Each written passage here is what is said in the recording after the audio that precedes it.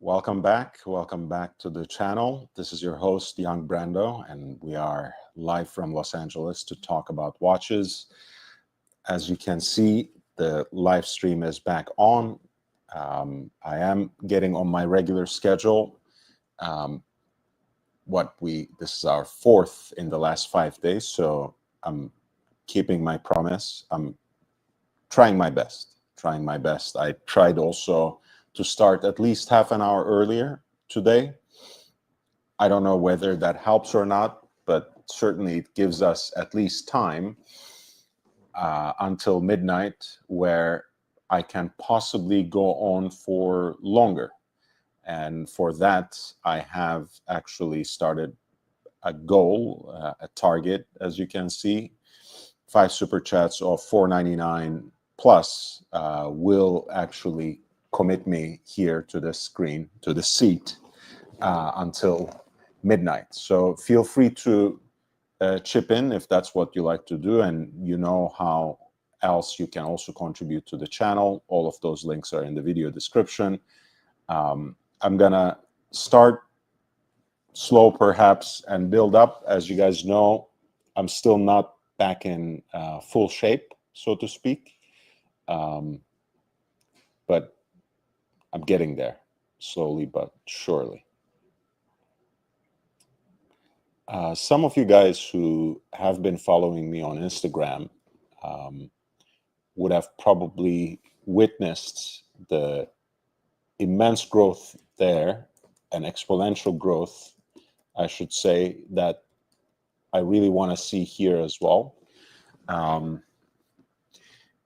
I do want to carry some of that over here, but if you are listening right now, if you're watching this video and you don't follow me on Instagram yet, feel free to do that, and feel free to actually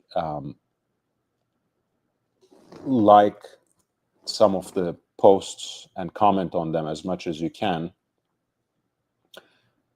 I do want to have a more interactive, community-oriented vibe on Instagram, which is something I don't yet have, right? Because that's a platform that has gradually, but also quite quickly grown from around 2.3, 2.6, just like here, to now 22.6, if I'm not mistaken. Yeah, that's where it is. So it's taking a while to actually get people to interact with it, and maybe I should do at least some live streams on Instagram as well. Feel free to let me know if you think that's a good idea.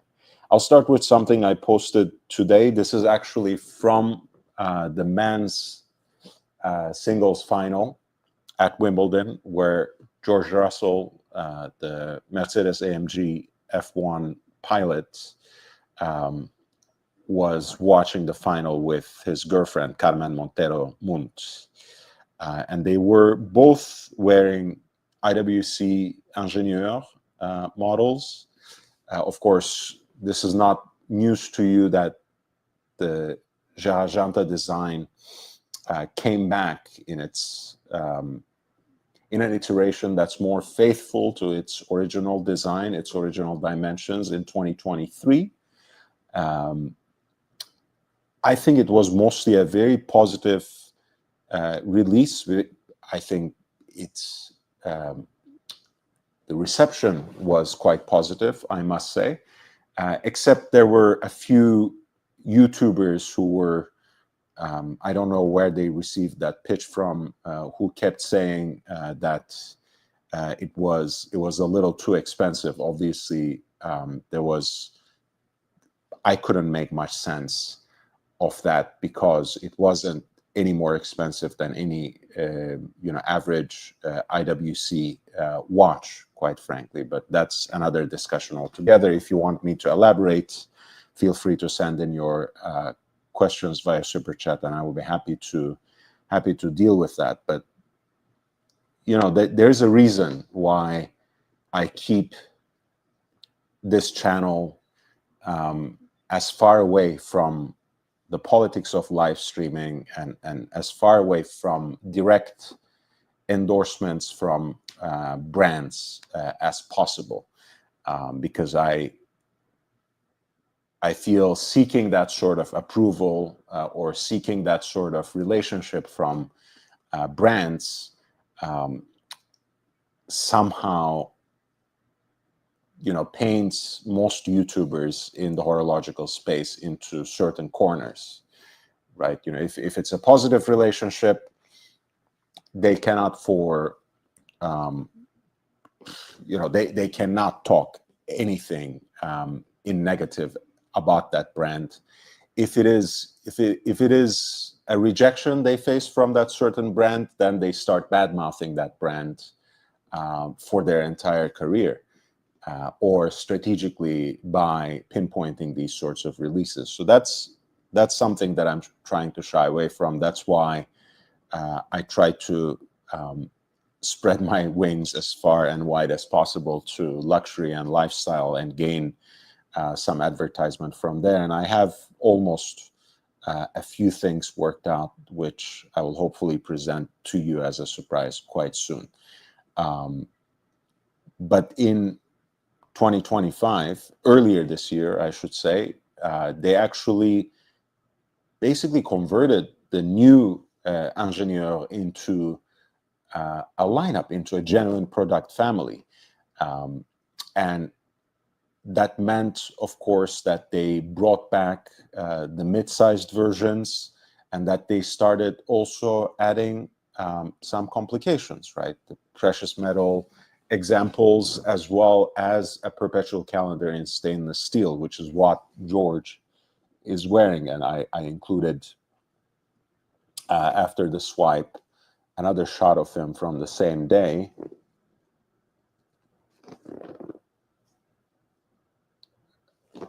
where you can actually see the dial. John C.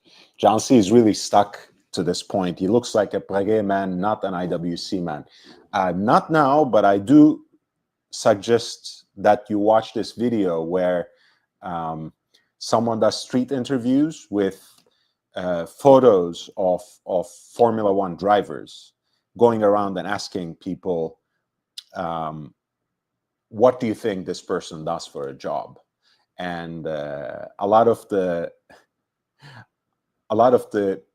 guesses people make about George Russell are quite in line with what you are thinking, right? That he might be a financial consultant, that he might be a billionaire heir, or that he might be a model for hair products or something like that. But anyways, it's a different, it's quite a different image, perhaps, that he projects, at least in that one photo that they chose to represent him in that segment. I thought it was really funny. And it also shows you, right, that when you immerse yourself in the world of certain sports, you assume, these faces would be familiar to just about anyone. But, even when you are a high performance athlete, as Daniel Ricciardo said a few years back, people might still not know who you are and not recognize you. But going back to that idea, yes, Ingenieur, when it was introduced in 1976, was perhaps the most utilitarian of that trilogy of integrated bracelet designs that were penned by Jarajanta, right? When you look at the Royal Oak, it was necessarily made to be the most luxurious and most expensive watch in stainless steel, that took certain aspects of AP's watchmaking up to that point, especially their particular penchant for making ultra-thin and elegant pieces. And of course, the design itself had industrialist elements, but the imagery that it invoked, and overall the design itself, was leaning very heavily into the luxury realm. rather than presenting itself as a tool watch of sorts, right? You know, it was, yes, it took on some sort of nautical imagery, both with the design of the octagonal bezel and how it completed the monocoque case. Yes, it was named a certain way to perhaps also inspire a certain ship. However, it was a luxury watch above all. Nautilus, in the same way, perhaps even more heavily and squarely and in a more straightforward manner, it was something that invoked or evoked, I should say, a nautical imagery, but it was most decidedly not a diver watch or not a tool watch of any sort. Whereas the Ingenieur was a complete redesign of a line that IWC already had in their catalog, and it had literally, as its name indicates, presented itself as a tool watch of sorts for engineers, for people in the scientific field, had the sorts of anti-magnetic properties that were not really present in the Royal Oak or the Nautilus, for that matter. The dial design is a little different now, and it was not necessarily uniform in the 70s examples, but you know, there's even like a what is it, graph paper kind of dial design in some of the examples that really push things towards that particular conception of the watch as something more utilitarian. And obviously the image of an engineer in the late 70s is very masculine. And you know, I'm not saying this as a diss on George Russell. I actually really like him as a driver, but he's not necessarily the most masculine of the Formula One drivers from this particular crop, right? So maybe it does look like more of a Breguet or Cartier man than IWC. However, the new line of the Ingenieur is I think much more youthful. I think a little softer when you think about the smaller pieces, which is what his girlfriend wears here. Carmen is wearing the automatic 35 in pink gold with the gold tone dial, which I think is a beautiful watch. Very unisex, if you ask me.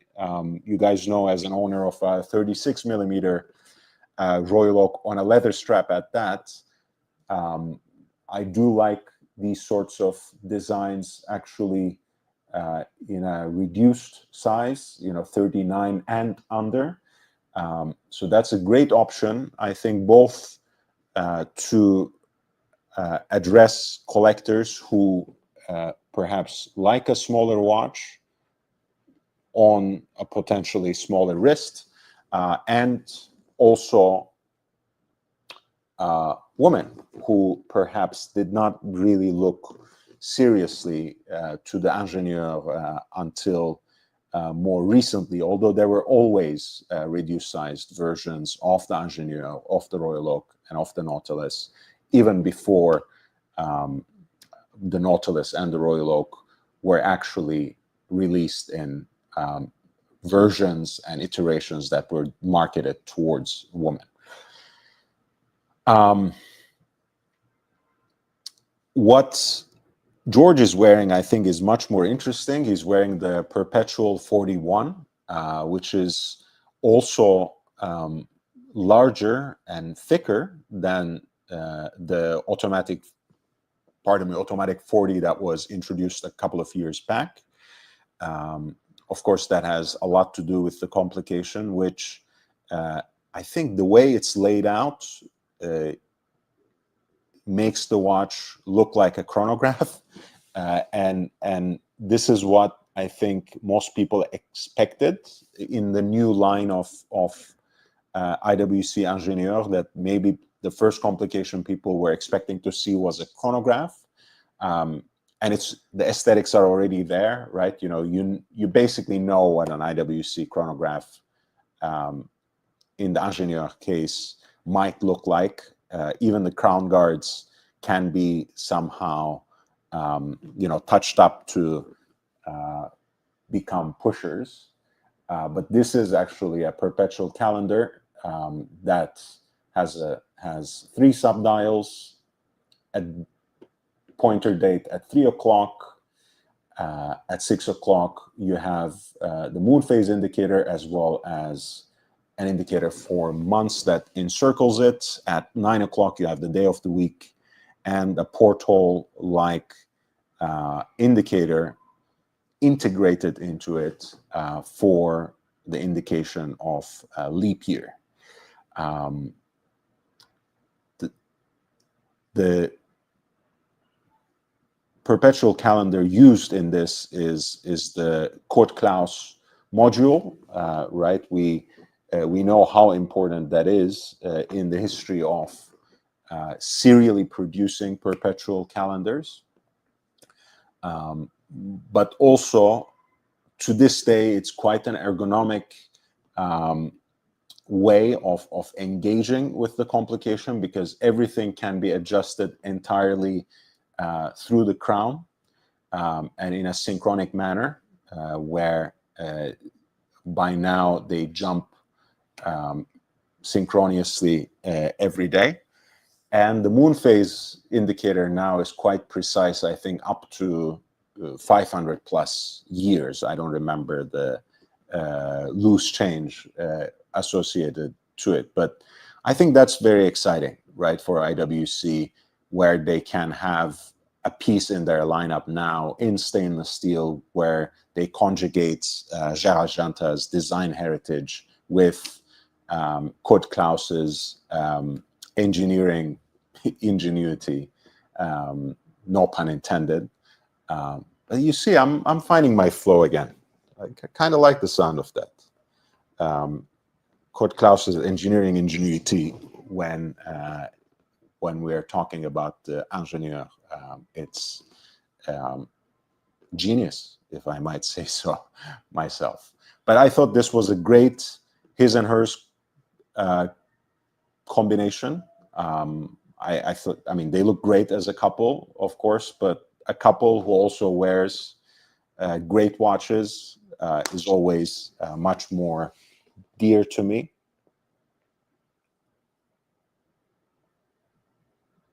And I want to also talk a little bit about what else I have spotted since I've been watching Wimbledon pretty closely, following also the Royal Box and the stands very closely as well. This was on the first day of the championships, and without being bitter about it, I will once again indicate I was the first one to spot it, to report on it, post somewhat detailed pictures of it, as you can see here, describe the watch correctly.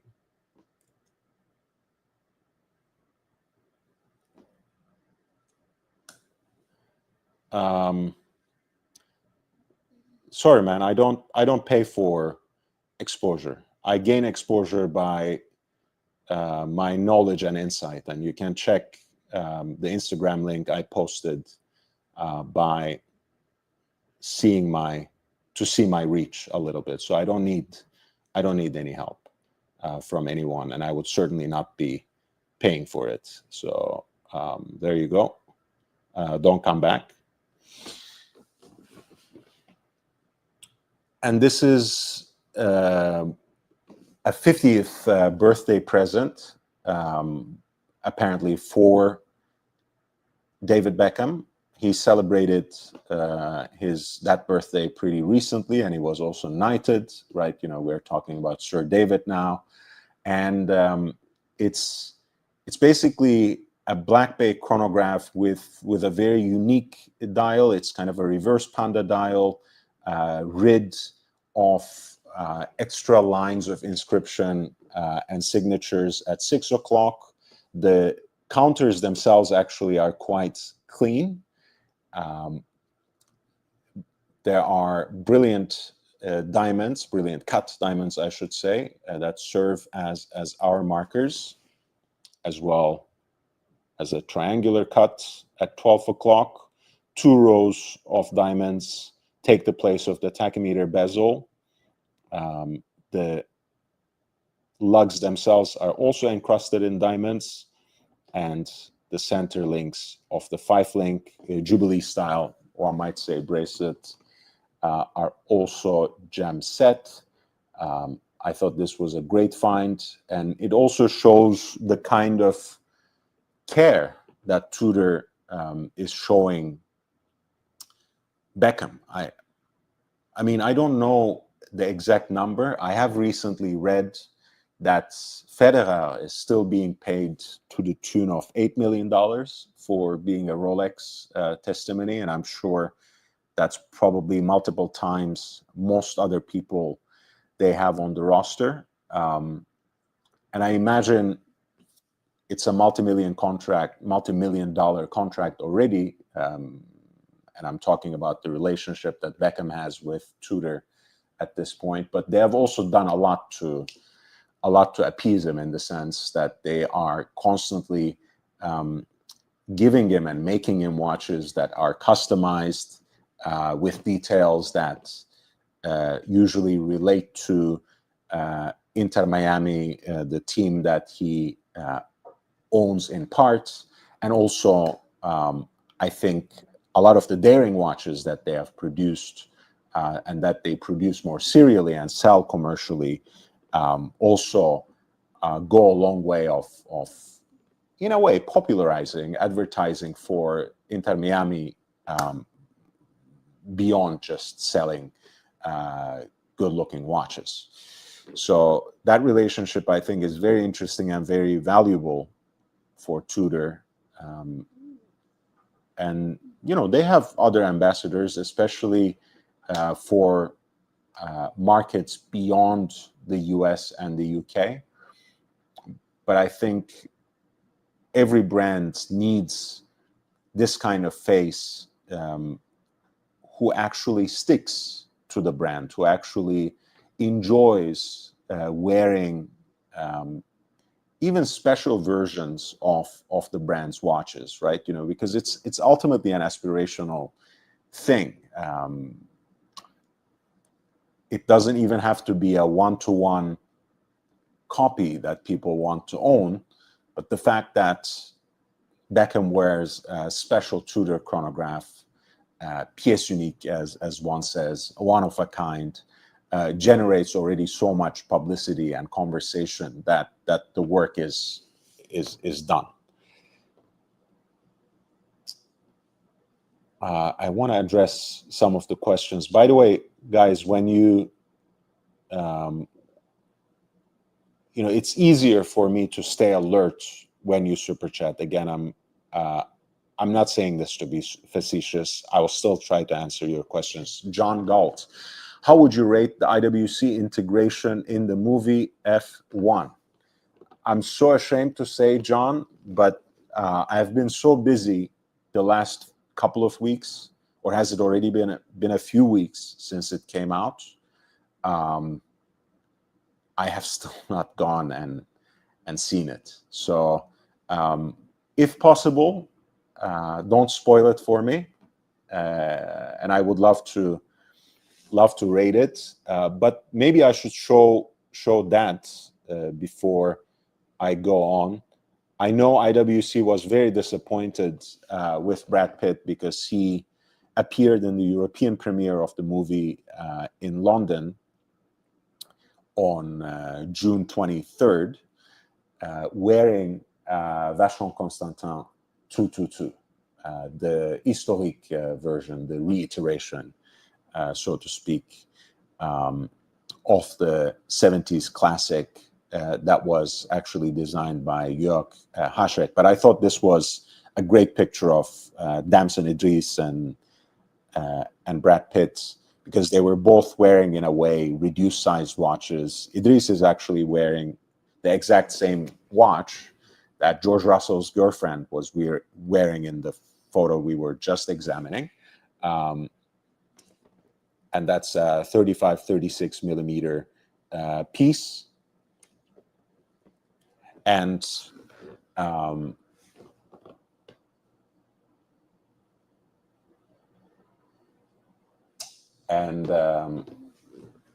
of course, classically, from the point of origin, the 222 is a 37 millimeter piece. So both in precious metal as well. I thought they seemed to really embody a number of recent trends, both in the world of collecting watches, but also in the way that some of these bigger brands market their watches. Right? There's a constant nudge to upmarket their watches by rendering them in precious metal, and that, of course, helps them in the rainy day as well. Right? Where they might not perhaps sell watches with this kind of volume, but per unit, they would be making bigger margins, and they are already making much bigger margins than ever. So I heard that because of that integration that you're speaking of, John, that they were quite disappointed that he turned up to this movie premiere wearing a 222. But perhaps the fact that it was from a sister brand, so to speak, smoothed things out a little bit. But again, that's the thing, right? When you have these kinds of very high-profile individuals, no matter what you pay them, if there's any sort of loophole in the contract, if it's not something that you can enforce, or if you still would rather appease that individual, you have to play by their rules, right? No matter what amount of money you are paying for them. If he's gonna wear a different brand of watch just because he likes it, and Brad Pitt is actually a horological buff, so he does actually collect watches quite consciously and enjoys wearing different kinds of stuff. So it's hard to tie him down to one thing. I'm seeing a very interesting name in my chat, whom I haven't seen before. What a glorious name, Thelonious Monk the Fourth. This is amazing. Can I call you Quad from now on? Maybe that's too intimate, but anyway, the idea is perhaps you are related to the actual Thelonious Monk. That would be very interesting. I don't know if that's a thing. But you're most welcome. And you are saying, I like the BB Chrono that Beckham wears, but in my opinion, it kind of looks aftermarket with all those diamonds. I respectfully disagree. I think the setting is quite distinct, that it doesn't look aftermarket at all to me. From a personal standpoint, I would have foregone the bracelet, right? I'm not saying that I would necessarily exclusively wear it on on a leather strap or something, but I would have probably foregone the gem setting on the bracelet. That to me is a little over the top for my sense of style. But for a pièce unique, for a one of a kind object that Tudor was going to make for Beckham, I guess it needed to be distinguished in one way or another. And I respect what you're saying. Maybe that's an object lesson in not going overboard, even when you have some sort of creative control, right? In the age of rising independent makers that do entertain, these sorts of customizations on a case-by-case basis for sometimes every single piece they produce, perhaps it's best to stay as conservative as possible, even when you are trying to express something individual and unique with the way you distinguish your watch from other available examples. And maybe this is one detail too many for you, and I respect that.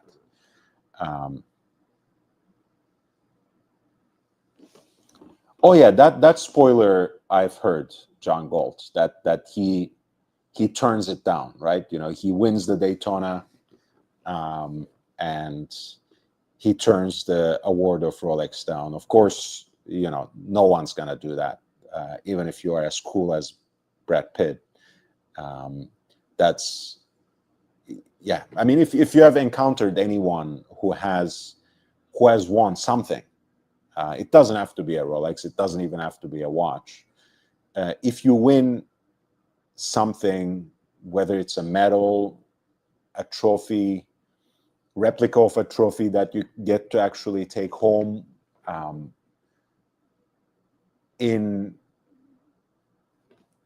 rewarding your personal achievement, you're not leaving that behind. I think for all the outrageous things that Hollywood does, that's some of the most unrealistic plot points that I've ever seen. But obviously, it's not about the plot at that point. It's about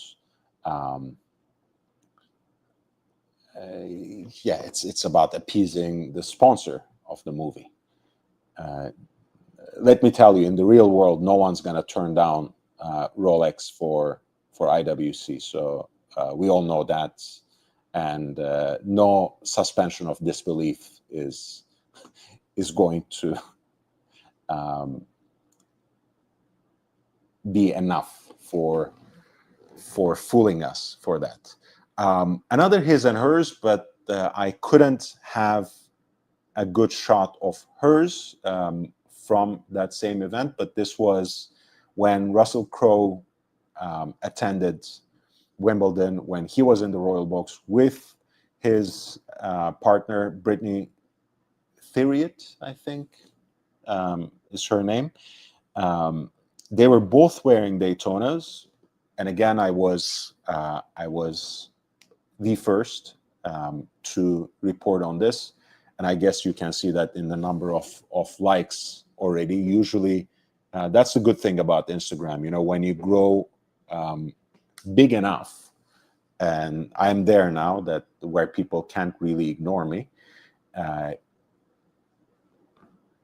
You know, when people like and share your stuff, the app actually rewards you, right? You know, people who copy you and do something, you know, a couple of hours, sometimes days after the fact, even if they have the bigger accounts, proportionately speaking, just don't make as much impact. And this was one of my most impactful posts from Wimbledon. And Crowe was wearing the 126-518 LN. And if you want to be really nerdy about it, -0014, which is the turquoise dial. We have talked a little bit about this watch before. Now that I've started seeing examples of it in the wild, I've still not seen an example of this watch in person. So that remains to be seen. I like it more and more, but I think I'm still in the same position that I usually like seeing this particular shade of blue with white metal. And perhaps that has a lot to do with how my eye is trained to see, for example, in Native American jewelry, turquoise stone in combination with silver, right? You know, perhaps it's just that. Pardon me, but you guys know there's already a 37 millimeter Royal Oak, right? The 15550 in yellow gold with a turquoise dial that has been out there for a couple of years already. So this is a combination that we start seeing more and more regularly. And I think, this watch actually looks great on the Oyster Flex and with the black chronograph registers. I think it would probably be too much for me, at least on a full bracelet. But yeah, I've gotten more used to it now that I've seen actual people wearing it, photographs of actual people, I should say. And his girlfriend is wearing a Daytona as well, and I think it's the 116508. And I was able to go back and dig up their appearance at the Milan Fashion Week a year before, and kind of confirm that she was in fact wearing a Daytona with the Paul Newman dial. I think that's a good combination as well, even though I couldn't really make an exact his and hers post. Indian actor Priyanka Chopra was with her husband as well, Nick Jonas. This was also a great find for me. Classic Rolex day-date on the President bracelet with a diamond set black dial. I think this is a thing of beauty. And again, there are exceptions in my mind in the current lineup, in the current Rolex catalog, where I'm fine, I'm okay with the modern case diameter, with the enlarged case diameter, even though I still prefer the 36. But I think there's something quite undeniable about the classic day-date. I think it's already a statement watch. I think the bracelet and the elements of design are so distinct that even in a supposed smaller case diameter, it's a pretty impactful piece. It has quite an emphatic wrist presence. So I like it. And I usually prefer the diamond dials on the white gold examples of the day date. But I think in this case, with the black dial especially, there's a special sparkle to it, and I really enjoy it. And I think that was a great choice by Nick Jonas. And I always appreciate, when a celebrity goes for a vintage or a neo vintage watch, right? There's something more thoughtful there, something a little more conscious and intentional, which is something that I always privilege in collecting. Because again, they have the access, they have the money. If they don't have the access at retail, they certainly have the money to buy on the secondary markets. And still, even then, there are some great choices, right? I don't mean to bash people just for choosing something that's available, that's already in the market. Thelonious Monk the Fourth. Thank you so much. This is very generous of you. I appreciate it. The diamond set Tudor BB Chrono for Beckham looks well done. When I said it felt aftermarket, I just meant it seems way outside Tudor's usual lane.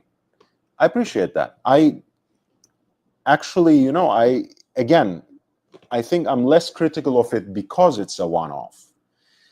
I have been very critical in the past of Tudor releasing, for example, a gold Black Bay 58, right?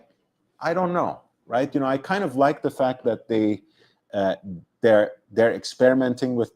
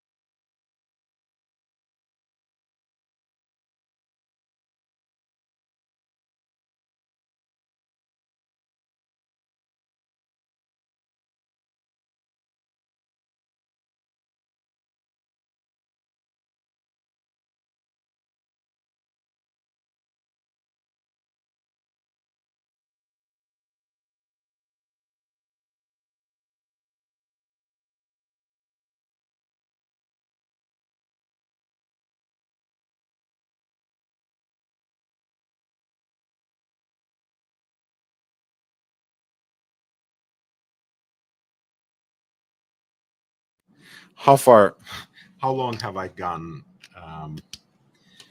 with my battery depleted? It's good to have two microphones for this kind of occasion. Thank you so much, Tickle My Talk, Walter, Thelonious Monk. I don't know when I got muted. So remind me, and I'm happy to. It's been 3 minutes. Fuck. I was basically saying that I agree with Thelonious Monk's idea that it's kind of foreign to Tudor to have a jam set piece, an iced out piece, a bust down piece, so to speak. And I was, as much as I admire his analogy with the Volkswagen Touareg, I was saying that to me it was even, I'm not going to say off-putting, but it was even a little alien to me and to my conception, to my perception of the brand, that they have a 18 karat gold Black Bay 58, right? You know, I appreciate the way they snuck that in with the so-called podium collection, with bronze, silver, and gold. And I also appreciate that they are experimenting with different materials and even, separating themselves out from Rolex, even as they try things that Rolex is too conservative to dabble in. Yeah, to me too, right? You know, the only reason I thought it was fine that they had it is because it's a one-off piece, right? I don't know if an high-grade elevated jam set piece really belongs to the Tudor lineup. So I think we're on the same page here, Quad. So going back to what I've been covering from Wimbledon. I don't know if anyone remembers Crouchy. We are going a little bit too far back and too deep into soccer lore, but you guys know, soccer, really football, as it's called elsewhere in the world, is one of my favorite sports. And Peter Crouch, of course, played for my Spurs as well. So I always had a soft spot for him, and also his physical presence on the field was so different from the average footballer, and certainly from the average striker in his era, that it was unmistakable. He is wearing a white gold example of the Aquanaut, the 5168G, with the blue dial. We have talked about this a little bit, the history of the Aquanaut, I mean, specifically, and why the 20th anniversary Aquanaut in 2017 was a white gold, precisely because some of the earliest examples with the so-called grenade dial were in fact commissioned especially in white gold. So it was a throwback to that historic point of origin. And, to me, this was again an occasion to somehow remark on the case diameter and the proportions of it on someone's wrist. Crouch is a very tall guy, but he's also very lean, and he has, at least for his size, quite skinny wrists. But having been so assimilated into the social media space when it comes to watches, we sometimes forget that they don't only exist in wrist shots and wrist rolls, right? They don't exist from this particular angle from which we snap pictures and videos of these watches. They actually are on your body, and in fact, maybe one way of considering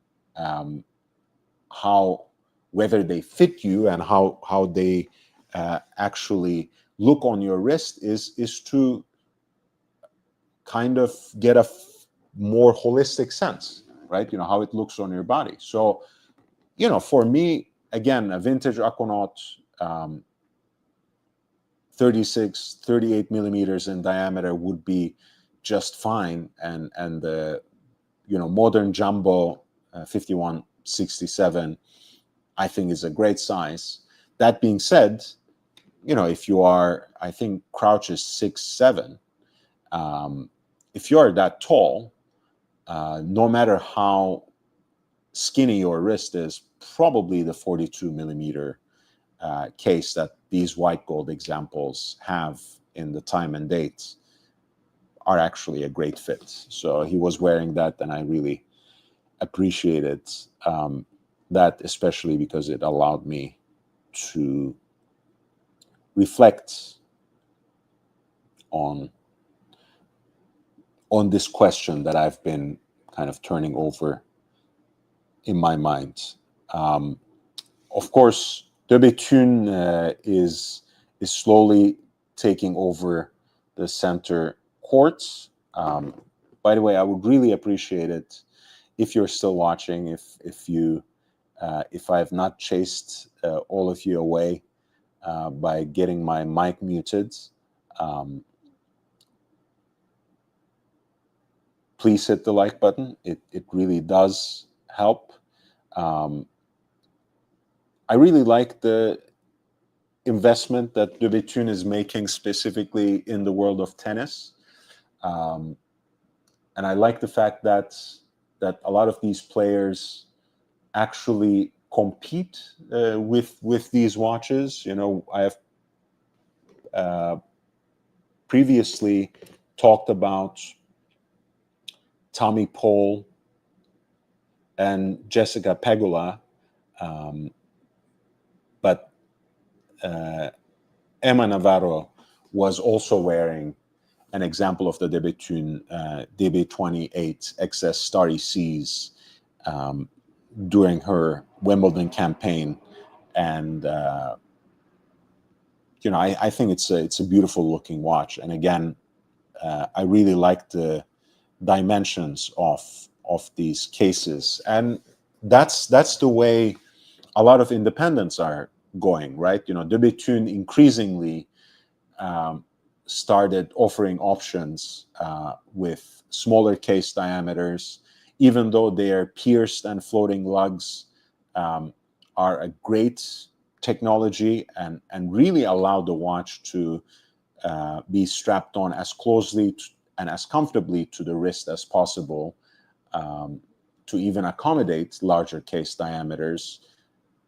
I think, no doubt, a piece that's smaller in case diameter, like this piece that is, I think, 39 millimeters in diameter, just looks better on a skinnier, on a smaller wrist.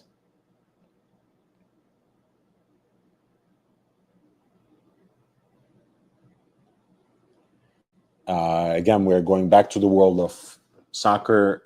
Kobe Mainu was at Wimbledon as well. He's a youngster who plays for Manchester United and the England football national team.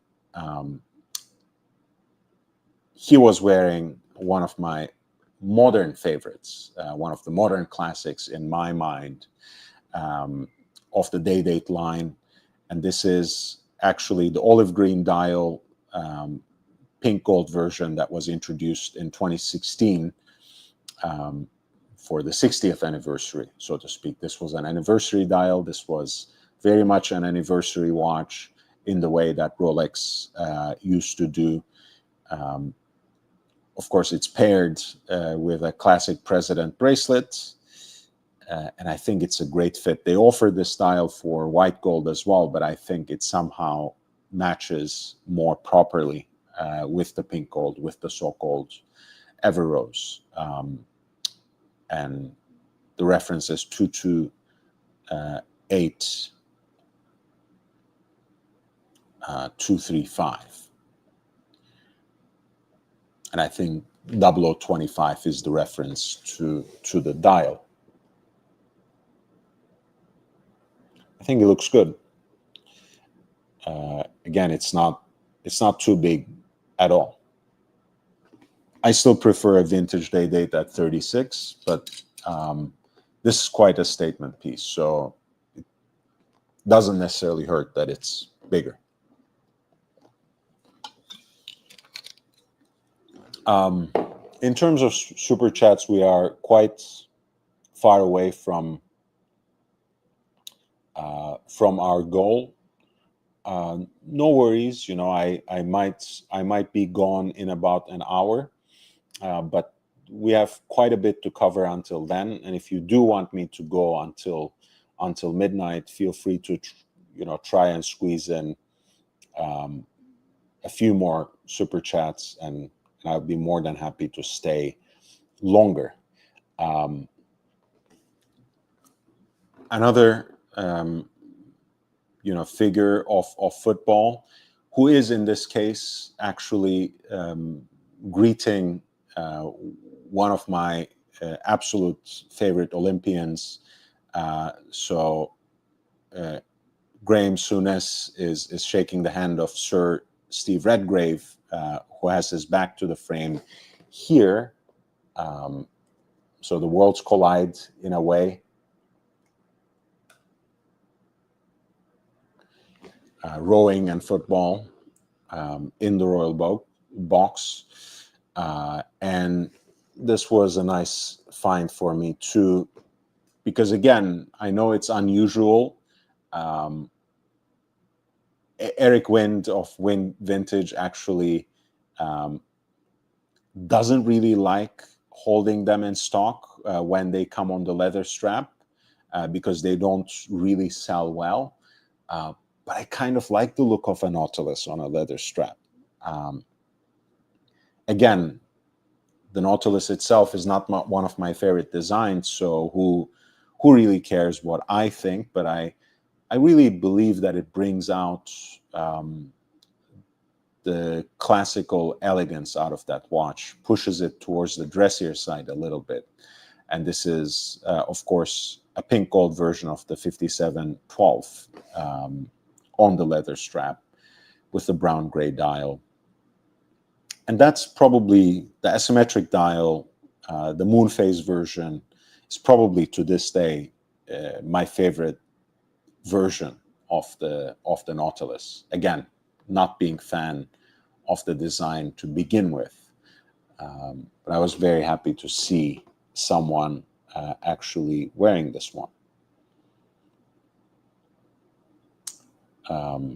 Jamie Carragher, another Liverpool legend and someone who also captained Liverpool and Spurs.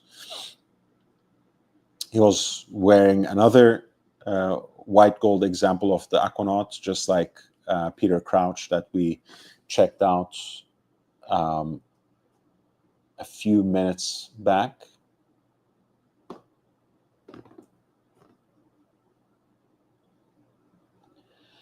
This time it's a chronograph. It's actually one of the newer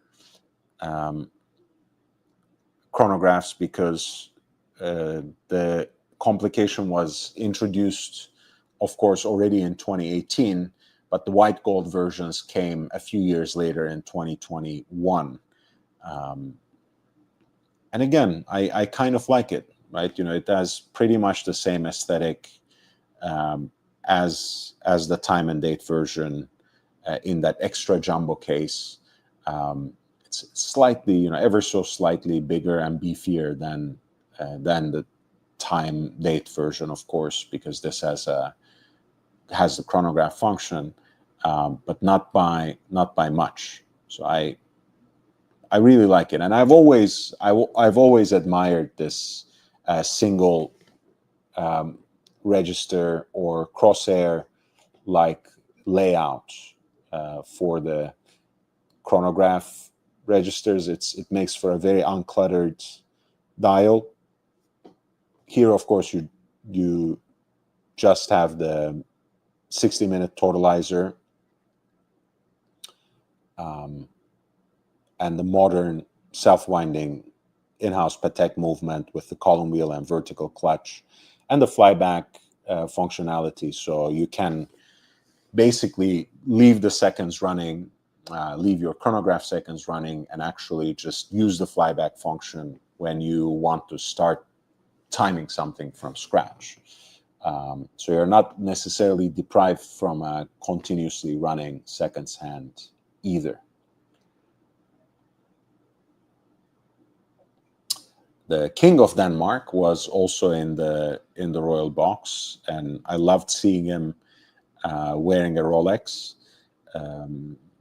because even though he has been a Rolex man for so long, he has been most recently photographed with Omega, and I was happy to see him back in the fold. He was wearing another Oyster Flex piece, and again, the trend is now, yeah, it seems now the stigma on Oyster Flex has been almost entirely lifted, right? When this was introduced as a bracelet option first, with the Everose version of the Yachtmaster 40, that's, I think, almost a decade ago already. Exactly a decade ago, if I'm not mistaken. That's 2015. Most people were quite averse to the idea that they simply thought of it as a rubber band, rubber strap. But it is really different, right? You know, it's offered in specific sizes. It's cut to your specific wrist size, and the titanium nickel alloy inserts within it not only give it a certain form, but also allow it over time to mold to your wrist. So the wear of it actually is quite nice, even from the offset. Not having any of these pieces in my collection with the Oyster Flex, I can't really speak to the long-term molding of it, but certainly, I mean, the feel of it is more akin to the bracelet, and you all know how Rolex bracelets, how their making of bracelets is prized industry-wide. The wear and feel is more akin to a bracelet than a simple rubber strap. So the Frederick X, King of Denmark, was wearing actually a Yachtmaster 42 in 18 karat white gold, the 222659. I think it's a cool watch. Again, a little bit too big for my taste. I much prefer the Everose 40 in this particular case, but I've always been a fan of this particular generation or particular sub-collection of Yachtmasters on Oyster Flex.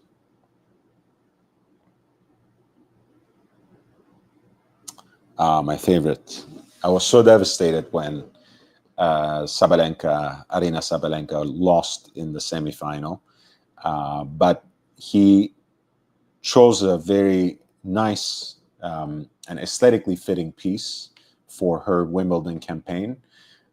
She certainly has been, I think, a godsend for Audemars Piguet as an ambassador ever since she signed on in the fall of 2024. And he obviously has much more precious and more complicated, more horologically interesting pieces in our collection already, like a Royal Oak Flying Tourbillon, like an offshore chronograph. However, she chose this particular piece specifically because it's a grass court tournament, and that the rest of her wardrobe in this tournament was very much imbued with shades of this color. And this is basically a 37 millimeter Royal Oak on the strap, and specifically it is 15551 BC. So white gold case, encrusted with diamonds, including a diamond set octagonal bezel. Actually, there's a double index at 12 also that's set with smaller diamonds. So it's a very cool look for a feminine watch specifically. And there's kind of like a pearly green alligator band on which it's presented. So it's a cool piece. I think the folding clasp itself is also gem set. So very very blingy, but also quite feminine piece that looks absolutely amazing with her general look in this particular case. So I really appreciate it. This watch, and again, her specific choice, even as an ambassador, obviously the relationship there is something contractual, is something commercial. But I've watched some videos that she posts on her social media and some photos as well, where Sabalenka genuinely enjoys these watches. So she's quite happy to be endorsing AP rather than any other brand. And I think that's important. Personally, I don't think all endorsements are equal. I'm a very cynical person, you guys know. So I get irritated oftentimes when I first hear about these sorts of commercial link-ups as an enthusiast in the first place, right? It's not like I look down upon it from a financial or commercial standpoint. I think more power to athletes and celebrities who can leverage their cultural moment and importance in this way to their financial benefit, and even to their to the enhancement of their personal joy, right? I think there's everything right with that. Forget about there's nothing wrong with that. There's everything right with that. That being said, there are some of these endorsement relationships that just don't click. No matter how much the brand pays the celebrity, no matter how cool the watches otherwise might be, that person refuses to wear them, doesn't wear them on the most important occasions. When they wear them, they're not visible. It shows when a person is less interested and invested in that relationship. And contrary-wise, it also shows when someone like Sabalenka is so enthusiastic about endorsing a particular brand, and that's AP in this case. And I think it's a great fit, and it should always be that way. I think that's what brands should seek, not necessarily the biggest name that they can contract and afford, but the best fit to your own image in a person who actually sees the same kind of fit, right? In a person who actually feels the kind of enthusiasm that you perhaps feel towards that person, or someone who can reciprocate the time and money you invest in them, at least in the amount of the enthusiasm. Well, here we have someone who was in the players box. I'm talking about Brian Shelton, who is the father and coach of the American rising star Ben Shelton. Quite a decent tournament. I wish he went even further and at least contested the final, but it wasn't meant to be. I think his father was absolute class in the player's box throughout. And he was wearing a watch that was absolutely appropriate to the setting, the so-called Wimbledon Datejust, or the Datejust 36 with the Wimbledon dial. You guys know I really like this watch when you have the fluted bezel and the Jubilee bracelet combined. Especially in two-tone, I like it even better because it brings into focus that interplay between yellow and green, which, you know, that's the color scheme of Wimbledon to me. But that's just my personal preference. I think the watch looks great this way too, even if I associate fluted bezels with Jubilee and smooth bezels with the Oyster bracelet. But no matter, once again, speaking of that 36 millimeter comeback, there you go, right? An older gentleman who chose a Datejust 36 where, you know, the counterpart of this model is actually available in a larger case size as well. So I like it, and it looks great on his wrist. And mind you, he wasn't. I mean, he's the coach as well, right? You know, and his attire certainly reflects that. But right, it looks just as nice with a hoodie as it would have looked if he were in a suit or in a more casual kind of odd jacket, trousers kind of combination.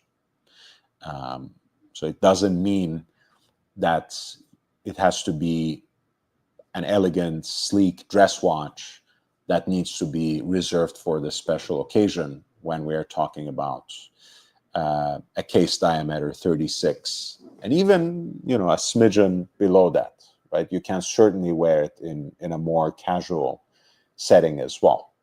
And again, people have gotten over that mental hurdle of wearing their dress watches more casually in this new era of collecting. But what counts as dress watch in that era, at least until now, was squarely 39, 40 millimeters and above, right? A lot of watches that are marketed as modern, you know, youthful dress watches usually are on the larger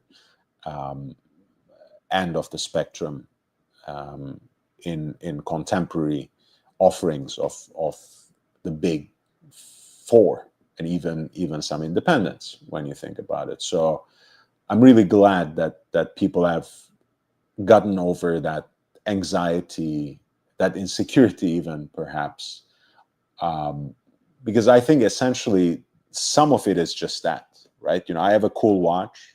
I've invested all this money into what is essentially an obsolete object. I want the biggest, shiniest, and newest thing that I can show off more easily. And of course, a bigger watch is easier to see, spot, to be noticed on your wrist. But there's always room for something that's much more subdued, more subtle, something that actually slides right under the cuff. And don't be fooled by Tim Masso's insistence, right? You know, not everything that 1916 company has for sale actually slides under the cuff. But a 36 millimeter Datejust most certainly will. Please hit the like button in the meantime. If you have any questions, any requests, feel free to send in a super chat. Again, this channel is independent, and you know, some people have been really generous already since I've come back, but it needs to be more than self-sustaining for me to put more time into it. And I do want to put more time into it, nevertheless. But obviously, it's so much easier, certainly mentally, but also financially, when I see the contribution of some of my supporters, right? It literally keeps the lights on, right? StreamYard costs money. The internet plan, the package for on a monthly basis, so I can actually stream with a decent upload rate, that costs money. Time is money. The time I spend and invest in this is money, on and on and on. The electricity, etc. So every dollar counts. If you can contribute, that would be amazing. This is also something that I did first, if not before most of the internet. I had paid attention before to the kind of special pieces that Mirka Federer was wearing recently.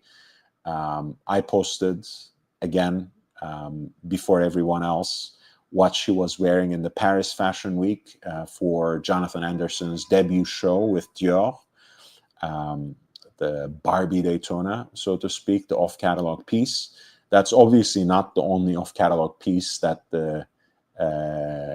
this royal tennis couple owns, and she was wearing on this particular day where they were going to watch Novak Djokovic triumph over Alex de Minaur, a platinum day date, specifically the day date 40 green emeralds. It's fully encrusted with brilliant cut diamonds on the dial. Features also 8 baguette cut diamonds as hour markers, except for 6 and 9 o'clock, where you have baguette cut green emeralds.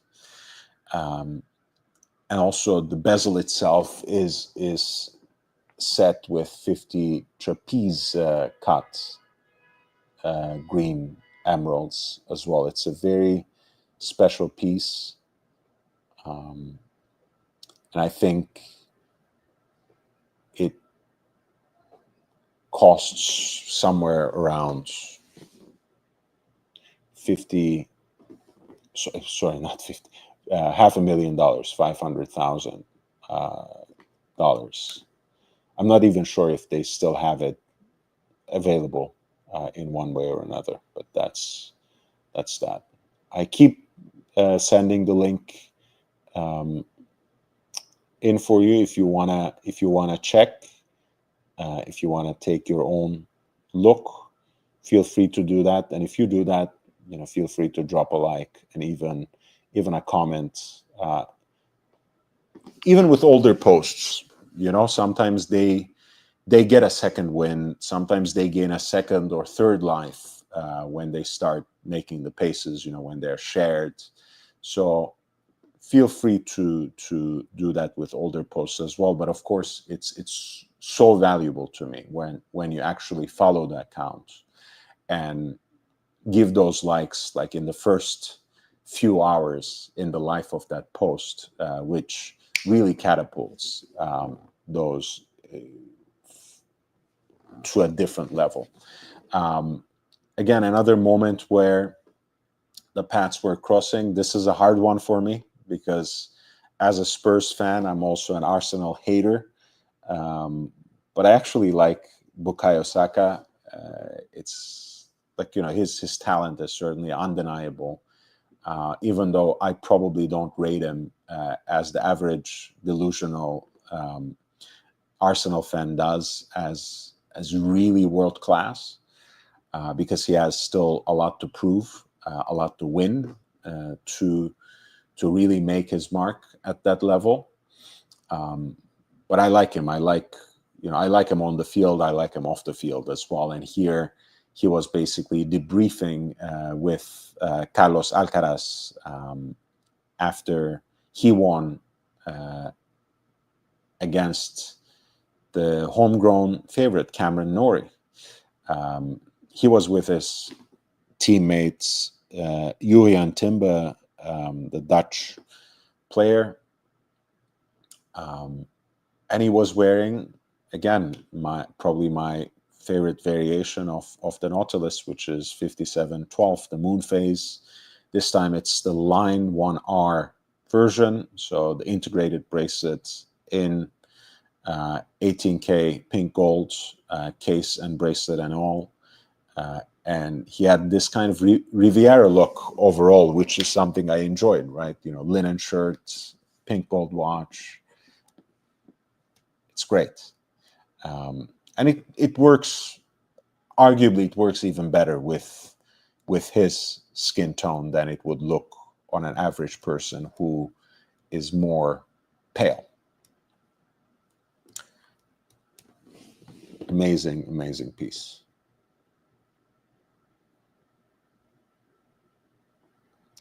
This was probably my favorite find, actually. Jelena Djokovic watching her husband during the quarterfinal. You guys know my penchant for open worked AP pieces, and the double balance, you know, variations of the double balance wheel open worked are probably some of my favorite modern Royal Oaks. I even like them in 41 millimeter. I think it's wearable. It's not outrageously big, but I do appreciate that they have a more expanded line where they have the 37 millimeter versions of it as well.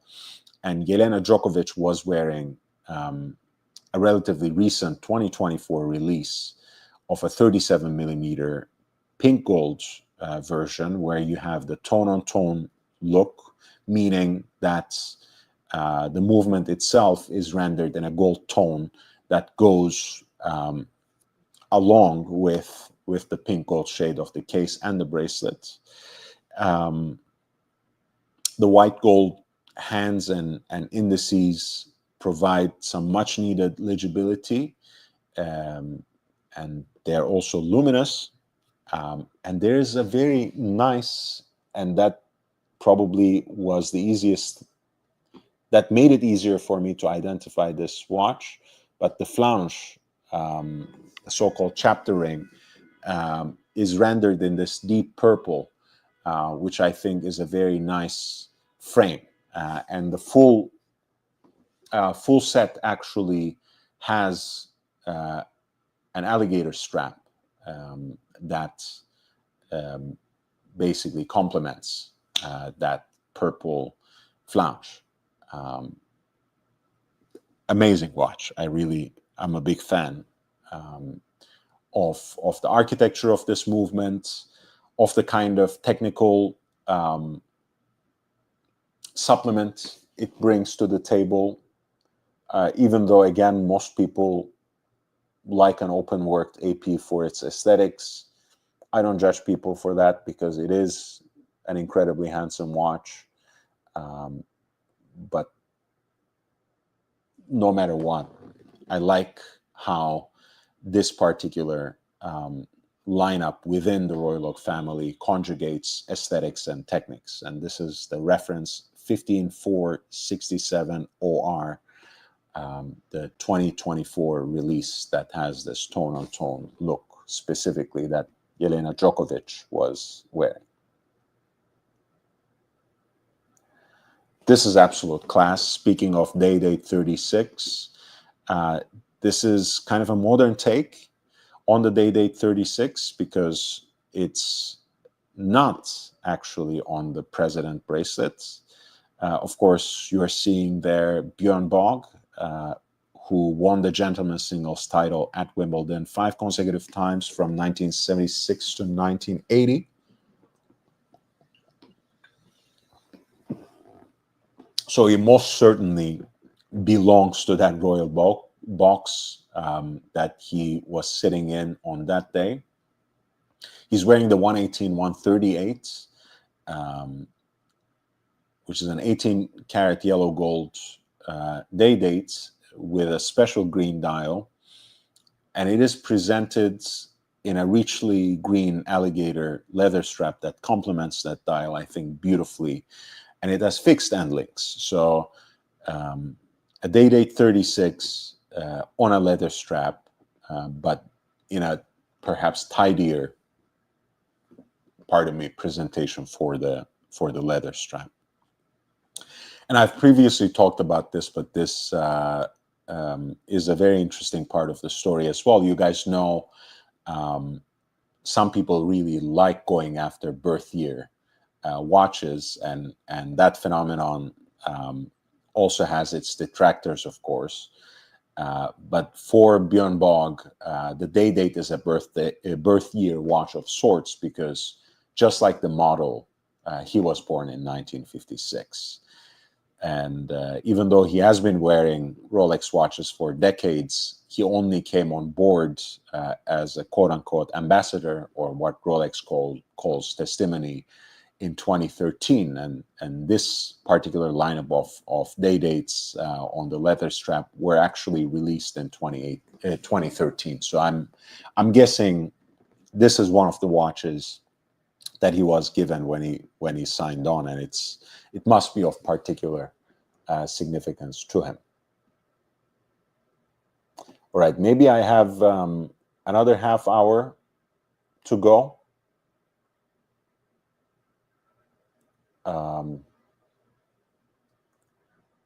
But I will just continue talking. If you have any questions, any requests, feel free to jump in, feel free to barge in. If you want to join me in Watch Talk, feel free to click the pinned link and join the panel. I always appreciate that. I'll talk about a few other watches that I posted on Instagram. However, this is the last one from Wimbledon specifically, and it's nothing new, nothing that path-breaking, even though it was, again, an incredibly successful post for me. I think I forgot sharing the links in these last few things, so I will just I'll just send you to my profile if you're interested, and you can find and like them there. But we are looking at Catherine, Princess of Wales, who also was the patron of Wimbledon, which is a role she inherited from the late Queen Elizabeth, I think as early as 2018. So her presence for the finals were especially important, and this was when she was spectating the ladies' singles final, where Iga Swiatek triumphed over Amanda Anisimova without conceding a single game. So it was a little bit devastating for the losing side. It was the Polish player's first Wimbledon title, which was quite amazing. And Catherine, for the occasion, was Her Royal Highness, was wearing the Cartier Ballon Bleu in stainless steel. I think it's the 33 millimeter version, which was in fact a gift from the Prince of Wales, from William. And she has been wearing this watch for more than a decade now. And it looks great on her, and it doesn't hurt that Ballon Bleu, namely the captive winding system, where the beaded crown also has the blue cabochon there. It doesn't hurt that kind of plays off beautifully from her sapphire engagement ring as well. And I think that's a ring which was once worn by William's mother, Diana. And of course, she's wearing the ribbon that represents her patronage of the event in purple and green, which are the colors of the All England lawn tennis and croquet club.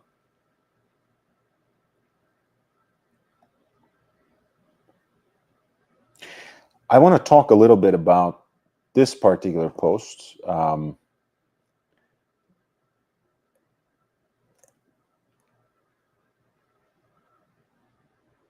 Yeah, hey JB, nice to see you, man. I want to talk about this post specifically because I started a fundraiser on Instagram, and this is something that I've always aspired to on YouTube, and that I've done on 2 different occasions. But the fact that I have more than 10,000 followers on Instagram makes it so much easier there. And if you go to my profile directly on Instagram through the app, I think sometimes it doesn't show on the desktop, whether you are looking at the discrete post or my profile for that matter. You can check the details on this. It's a fundraiser for Race Against Dementia, and some of you know, of course, how important that particular struggle is for me, having had a family history of this. My grandma, of course, was afflicted with Alzheimer's for the last decade of her life, and she has long since passed. And we talked about this before, but I'm afraid that my mom also is showing early signs of its onset. So the kind of research that Race Against Dementia supports in funding early career researchers for achieving the progress towards the prevention of and cure for dementia, that means a lot to me. That's a very significant cause. So after this live, and certainly before tomorrow's session, I will have done my part in donating 100. I set the final goal as 1,000 over the next 30 days. Maybe it's too bold. Maybe it's too much. But the great thing is with Instagram and with the infrastructure they have there through PayPal, I think every single dollar, whether we collect 1,000 less or more, goes to the charity. I don't have to forward it in particular. I don't have to do anything more than starting it, then spreading it. So again, on Instagram, if you can chip in through the app, that's great. If you can just share it in your story or send the link to other people who might want to donate, that's fantastic as well. And I would really appreciate it. It would mean a lot to me if we can reach that goal. This is actually, speaking of Cartier, this was from the Cartier Style et Luxe event at the Goodwood Festival of Speed, which was going on almost concurrently with Wimbledon, by the way. And of course, Sir Jackie Stewart was part of the ceremonies, and here you see him photographed next to one of his sons, Mark Stewart. I love Jackie Stewart's style. I love Sir Jackie's style. I love his choice of green. I love his use of tartan. It's very distinctive. And here, again, even at the Cartier event, he is quite loyal to the crown. You might know that he has been a testimony of the brand since 1968, and still going strong. And he's wearing Le Mans Daytona. This is specifically the 2024 version in yellow gold, so 126 528 LN. Of course, the connoisseurs know that this piece was first released in 2023 in white gold to commemorate the 100th running of 24 hours of Le Mans.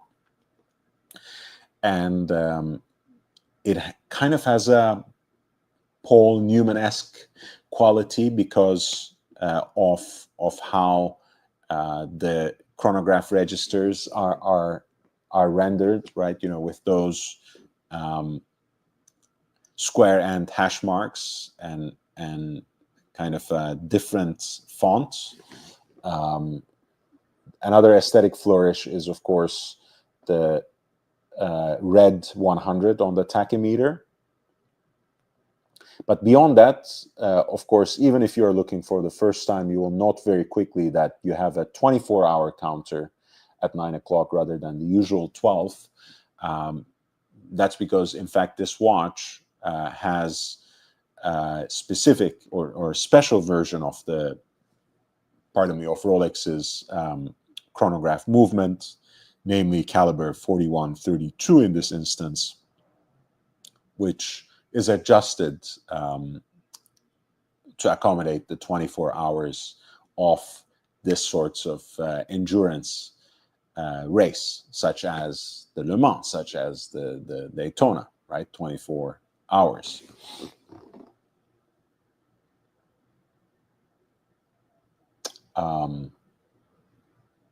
Yeah, and Race Against Dementia, and you will see that he has the pin. His son Mark has the badge on his racing suit. This is a foundation that Sir Jackie started. His wife Helen had a diagnosis in 2015, so he started Race Against Dementia in 2018.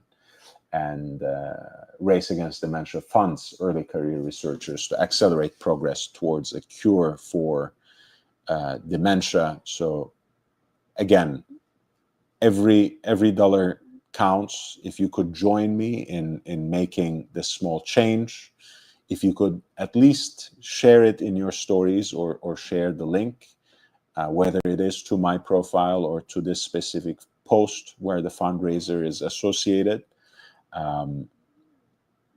that would go a long way as well.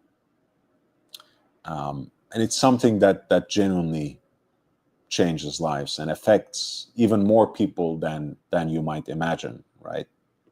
I think I've read somewhere that 1 in every 3 people who are alive today will probably die with some form of dementia, and that's incredible, right? You know, that really means that we can't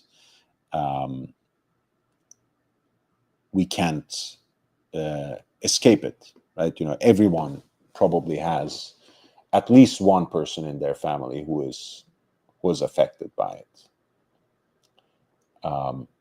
No, JB, they all have the red 100. That's just the angle of that photo, I think, but just the reflection there. But they all have it. I think the shades of the red are different from one metal to another, just ever so slightly, to perhaps complement that particular shade. I think the shade of the red that's used for the white gold is not the same as the one that's used for yellow gold, which is not the same as used with the Everrose / pink gold, which was the 2025 release. God knows, maybe they will actually complete the quartet and release a platinum version of it next year. Who knows? That's what I'm expecting. Or maybe they might not mess with it because they already have a platinum Daytona, which is a line that they have preserved since the 50th anniversary of that design. Who knows? But I think this is a great watch, and probably it's the best version of the Le Mans Daytona. You know, it's, again, I'm personally speaking, you know, I'm not really a gold watch person, even though my 14800 BA, my so-called military dial Royal Oak, has almost made me a convert, right? You know, I like wearing gold watches more and more these days. But you got to understand, from the standpoint of an average Rolex collector, you know, a gold Rolex has to show it, and the most commonsensical choice there is yellow gold, precisely because people are a little more hesitant in approaching pink gold. But yes, please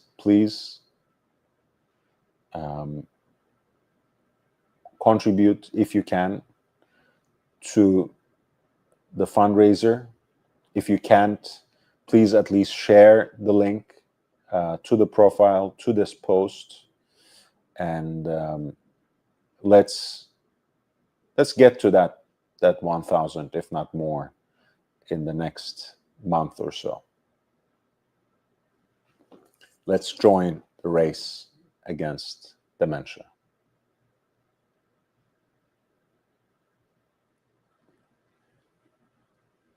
A couple of other interesting spots.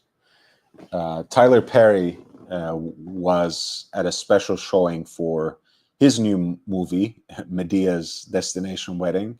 God knows I'm not a huge fan of Tyler Perry at all, but he has been immensely successful as a filmmaker, and obviously brought a lot of that industry to Atlanta as well. So there's something to be said about that. In this particular outfit, I think the influence of P. Pharrell Williams is unmistakable, right? You know, we can kind of talk about the Pharrell effect in culture overall, where you have Tyler Perry draped in Louis Vuitton and wearing a watch that Pharrell wore quite religiously over the last couple of years, even though he wears different kinds of Richard Mille pieces more recently. The RM UP01 Ferrari was one of his mainstays for the longest time. And you know, it's not hard to see why, right? You know, it's of course it's stratospherically priced. Of course, it's a very you know, overall it's a very out there piece as a piece of design for a wristwatch, but you can certainly find a lot to appreciate in this piece. They released it in July 2022 in collaboration with Ferrari, and at that time it dethroned Bulgari Octofinissimo Ultra and became, at 175 millimeters in thickness, the thinnest watch in the world.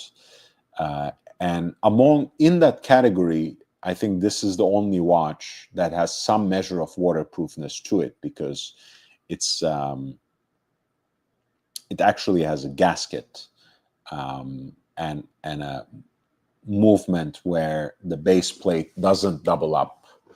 Where the caseback doesn't double up as the base plate. So there's more shock protection, and there's also that allows them to assemble it with a certain gasket, and I think that gives it maybe like 15 meters of depth rating or something. So it's not, you wouldn't want to immerse it in water in any way, but it can probably take more beating, and it's probably much more rugged than any other watch in this category. By the way, Bulgari later reclaimed the title of being the thinnest watch in the world in 2024, until Konstantin Chaikin's Thin King, with its 1.65 millimeter quote unquote thickness, usurped that category. I certainly like its design, again, as an object, not necessarily something that I can recognize, much less wear as a wristwatch.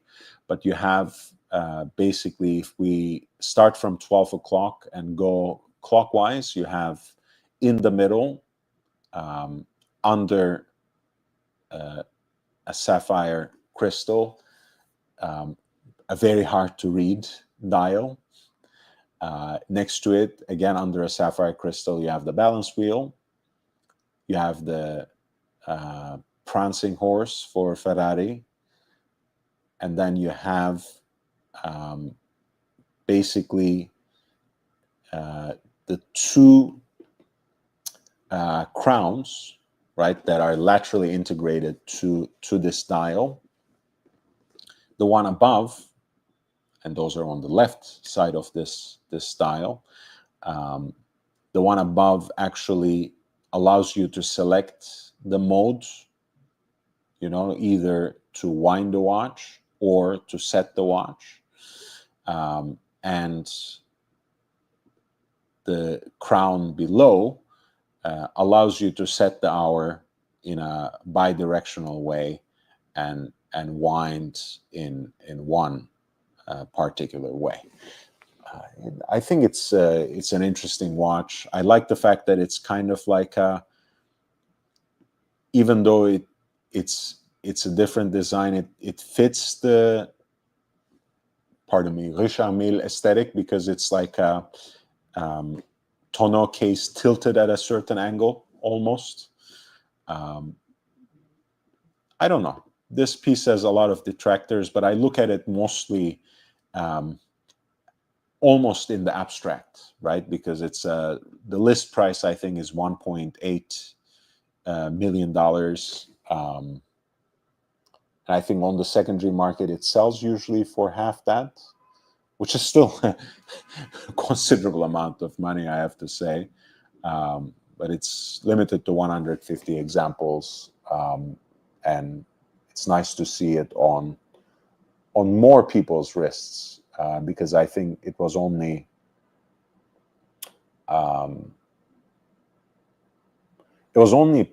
P for a while, right? I hadn't seen it on any other wrist except for Pharrell's. JB was saying earlier, on day 3 of only Seamaster on rubber, I adopted 2 pups, 12 weeks old. Nice, mouthy little guys. But at Wimbledon, you see Oyster Flex galore. Of course, JB likes the Oyster Flex because he has a yellow gold Daytona on Oyster Flex with a diamond dial at that. And thank you so much for your super chat. I don't think we made it in terms of the stated goal, but we have 10 more minutes, actually. If in those 10 minutes I get three more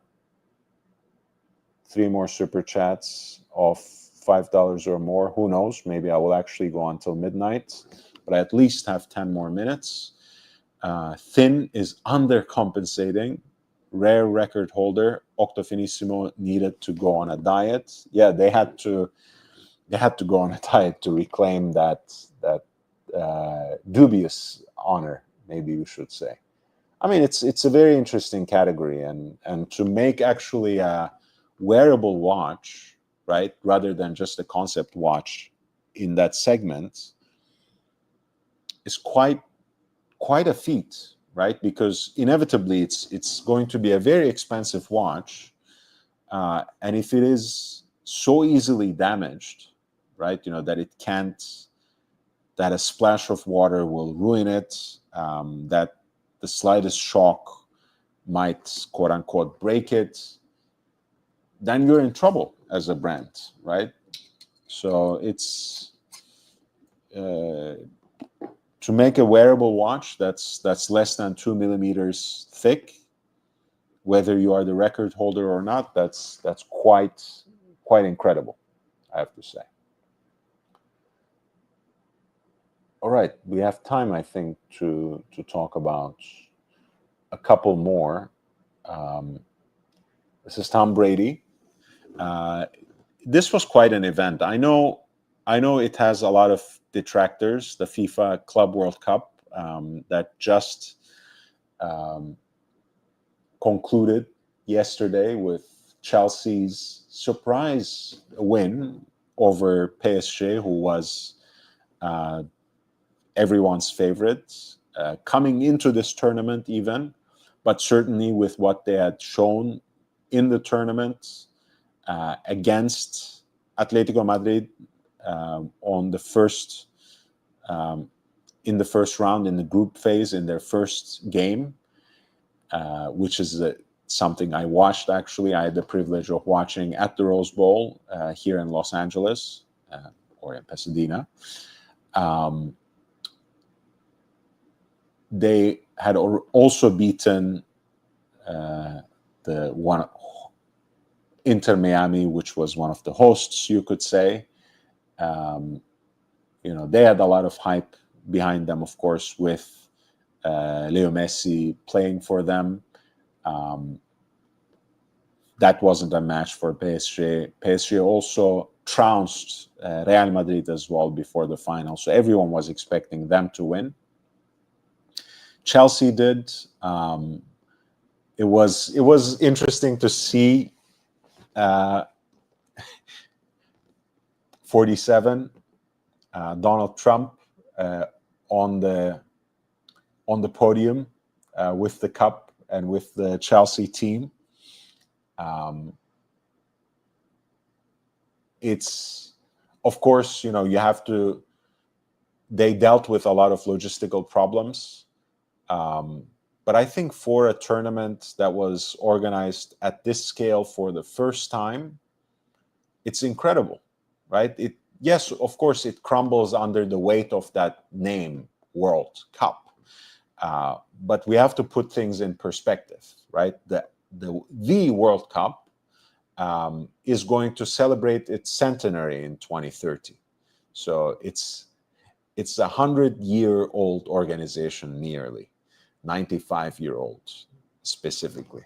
So obviously something that is happening for the first time and it's just freshly devised is not going to live up to that level. And obviously the weather didn't help. The condition of the pitches didn't necessarily help. But I think as a spectacle, it delivered, and the final was in the MetLife Stadium. Tom Brady was there. A lot of the football players, a lot of the soccer players, I should say, showed some interest in his presence because he is obviously a crossover figure, someone who has transcended his own sport. So he is obviously worshipped here as the GOAT of football, but he is known even beyond the American borders, and that's something that we saw. And once again, we saw him wearing a 36 millimeter watch, the Oyster Perpetual, in the discontinued coral red Neostella dial configuration. This is the reference 126.000-0007. And that this was the moment when I was when I, with the help of I didn't see a cubitus quad. I did not see. But honestly, I wasn't watching to see either. Although I have to admit, among celebrities, it's usually very popular. Um, that we didn't see it at the Wimbledon or Goodwood or the Club World Cup doesn't mean much. I have seen it on a lot of rappers. We have seen it on a lot of football players. I've seen it on Zlatan Ibrahimovic's wrist. Um, I have seen it on certainly. Oh my God! Why am I blanking out on his name? Um, Nori's wrist, of course. Noriega.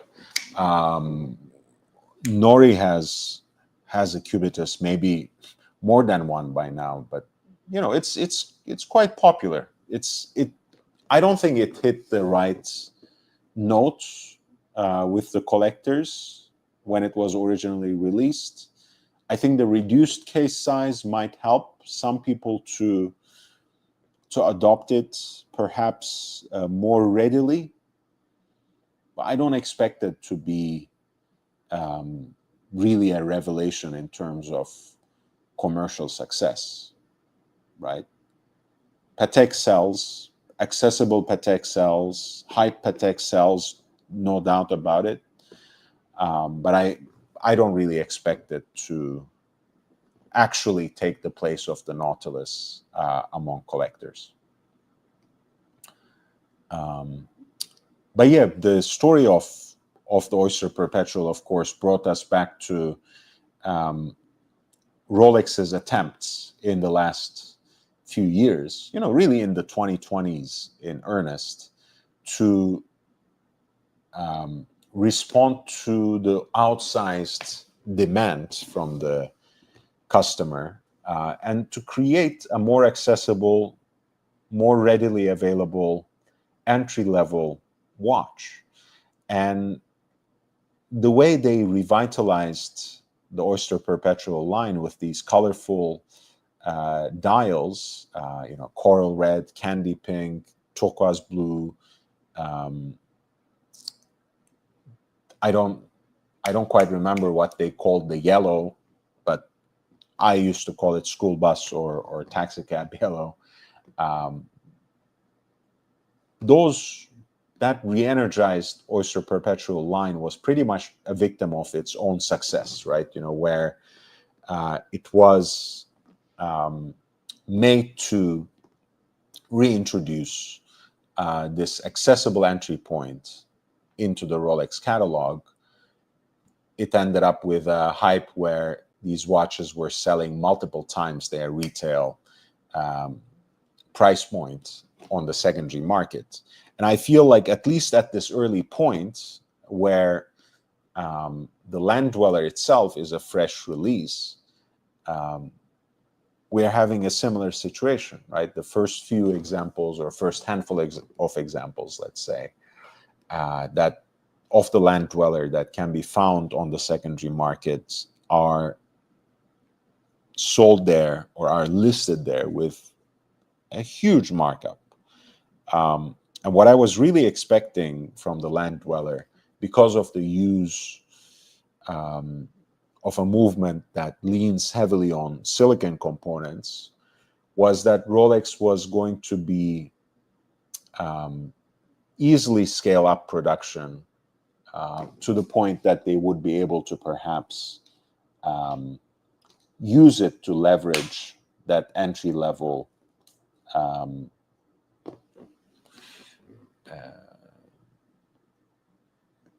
use it as that entry level piece into their lineup, because the design, I think, splits the difference between a Datejust and a Rolex Professional model quite deftly, even though it's not necessarily a personal favorite. I think in stainless steel, the price point is not off-putting, right? It's it could be very enticing as an option for people who have followed the hype train on integrated bracelet watches without perhaps jumping on it at a luxury price point. Um, some of the cheaper um, takes, some of the more affordable takes on that genre, like the Tissot PRX, have been immensely popular. But in all fairness, it's a watch that feels cheap. That's why that word immediately came out of my mouth when I was thinking about it. So a lot of collectors who know better, who have had in their collections watches from more expensive brands, felt that immediately, and I think got bored of their Tissot PRXs, and whether those are seasoned, weathered collectors or newcomers, I think there's a lot of demand in the market for an integrated bracelet timepiece from Rolex that's not as expensive as the Royal Oak and the Nautilus, even at the MSRP, let's say, that's more or less at the same price point as as an IWC Ingenieur or a Chopard Alpine Eagle, more or less, but has that immediate recognizability of a Rolex watch. I think there's a lot of room for that at the price point they chose to market it in stainless steel. And I hope they can scale up the production, and I hope they can actually respond to the demand in a way that they can't, with the Daytona, in a way that they couldn't with the 2020 Neostella Oyster Perpetuals, in a way that they are perhaps not even trying to with the GMT Master, right? I think the use of silicon components gives them the platform to make more of these watches and make them faster. And why not use that? Why not leverage that to give something more accessible and something that can be more immediately acquired, perhaps.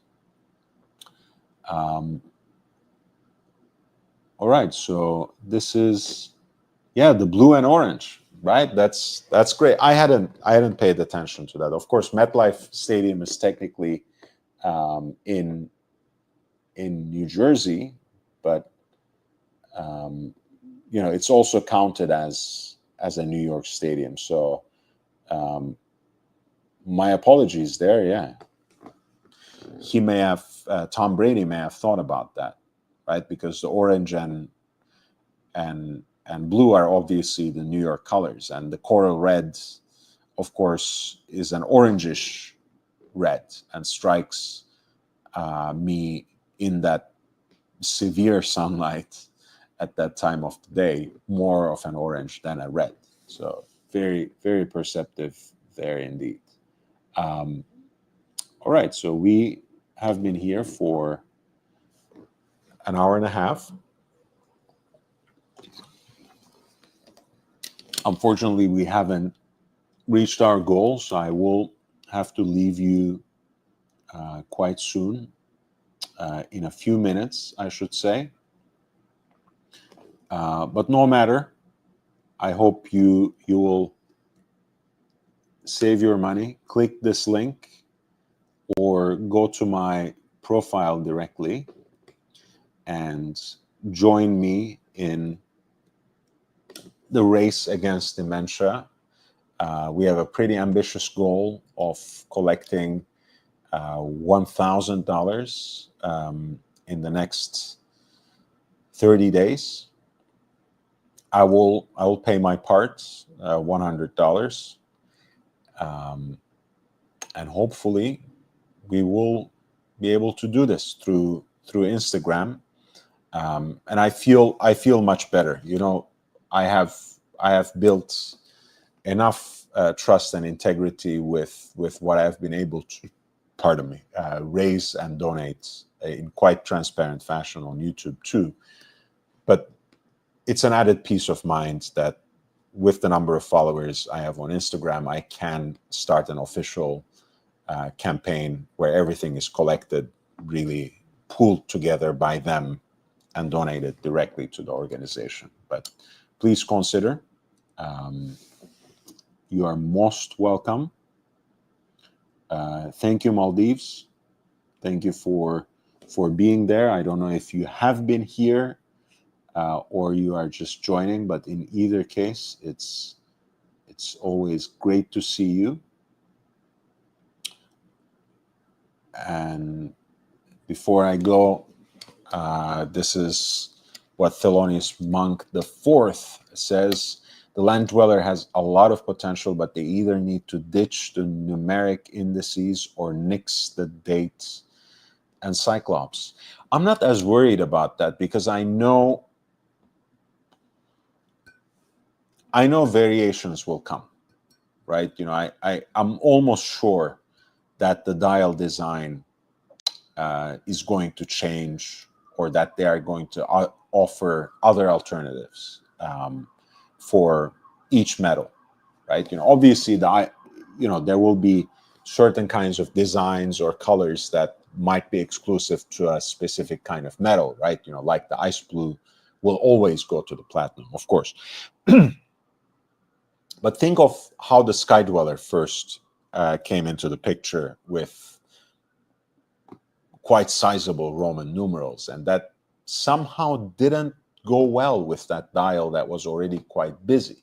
So they modified it. They came up with something that was, more refined design. I still don't like the Sky Dweller, but it became a better watch with that dial refreshed. And I'm pretty sure that they're gonna do that pretty quickly with the Land Dweller as well. If not necessarily in the lines you indicate, I think there are going to be other dial options, and I'm sure of it. Whether there will be a no date option down the line, I'm not sure, but I don't expect that to come out very soon. But the dial redesign or other options for the dial, I think that's going to happen already, probably right after the first examples of the original start arriving in earnest in ADs. I think as early as the next Watches and Wonders, we'll have more variations of the Land Dweller in stainless steel already. Maldives says, just arrived. JB says, Mr. Patek in the building. Maldives says, the honeycomb diamond dial for the Land Dweller will be a win. Ooh, like diamonds cut to fit that pattern, you mean, or the pattern itself traced out with the setting? Either way, that sounds very interesting to me. So let's take a look. Maldives, since you just arrived,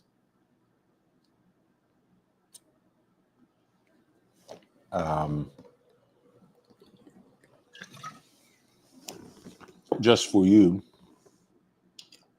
let's take a look at that and try to imagine at least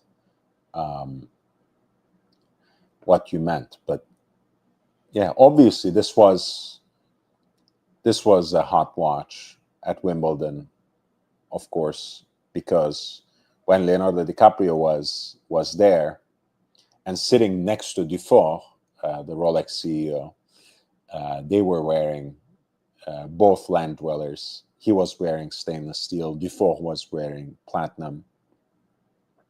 But I think, I think it's a good looking watch. Not exactly what I was expecting. I was really hoping something something different. But then again, that they had to do something so recognizably Rolex, which is what we were talking about yesterday night. Aussie expat and I. And I was kind of,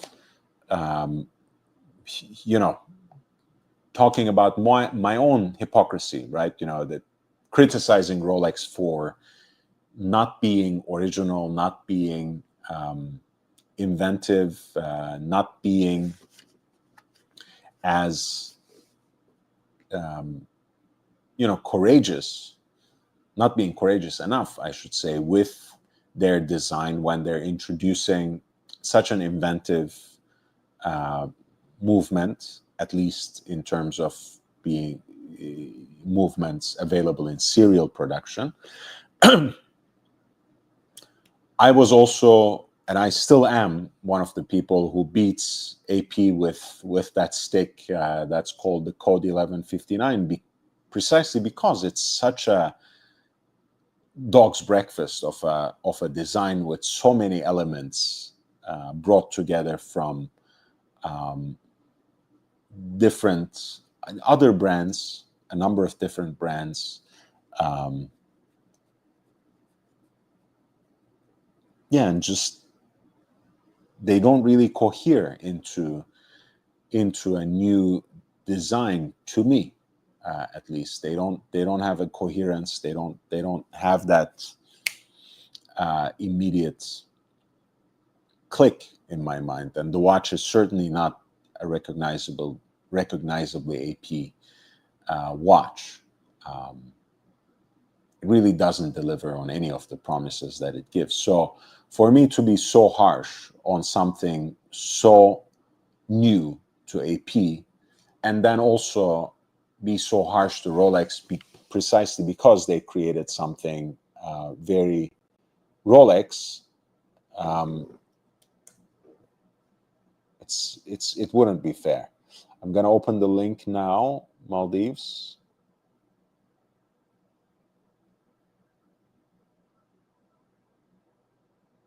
Oh yeah, like these presidents.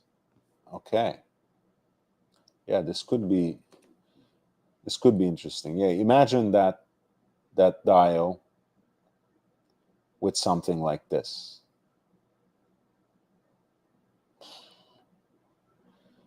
Like brilliant diamonds traced out with like blue sapphires only for the platinum or for a yellow gold version. Could be amazing.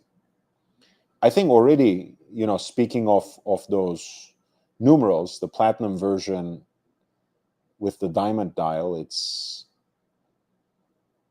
already better.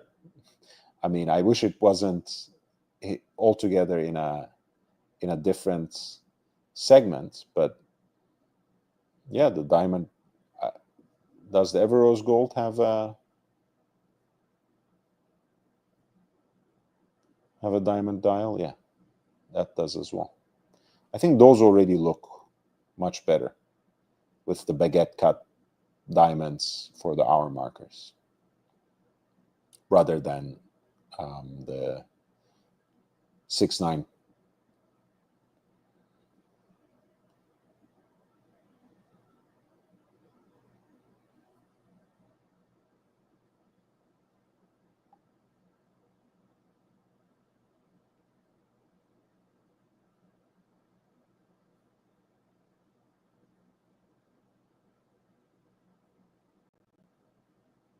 Yeah, let me once again show that as we are leaving. But yeah, some adaptation of this style in a yellow gold version could be interesting. Thank you so much. Thank you, I Heart Maldives. Thank you so much for your last minute intervention. I think that was a very valuable perspective, and it's interesting to imagine what they can do in the future with that dial design. Guys, thank you so much for being in the chat and for being so interactive, so conversational. Thelonious Monk, the fourth, a new addition to the group, was the top fan today because of how gregarious he was in the chats. JB was a number 2, and they both were quite generous to give me 2 super chats as well, which I appreciate. Of course, I would love to see more, but everything counts. Amina Diputra says, first time I saw your channel. Please don't forget to subscribe. I'm back regularly live streaming. I have spent too much time on Instagram in the last few months, but we are going to be back with this and also with more content too. So if you have any ideas for me, any topics that you would like me to explore, not only in live streams, but perhaps in more of not bite-sized, but maybe snack version of videos, somewhere between 10 to 20 minutes. Please write those in the comments. I'm happy to respond to those. Any comments, questions, encouragement, etc., would be great. I'm not a dealer. I'm not trying to sell you anything. I just do my best to relay some of my knowledge and insights on watches that I've accumulated over the years as a collector and as someone with a researcher mindset, so to speak. So I've been collecting watches and studying watches with that collector's obsession for more than 22 years now. So that's where I come from. So feel free to subscribe here if you want to support the channel. Of course, there are all sorts of options that YouTube gives you, but remaining subscribed and sharing the link with others as well, and following me on Instagram, and I just dropped the link, already goes quite a long way. Please hit the like button before you leave. Unfortunately, today's live stream is over, but I was very happy to be with the group for a little more than 2 hours today. That was a lot of fun. And the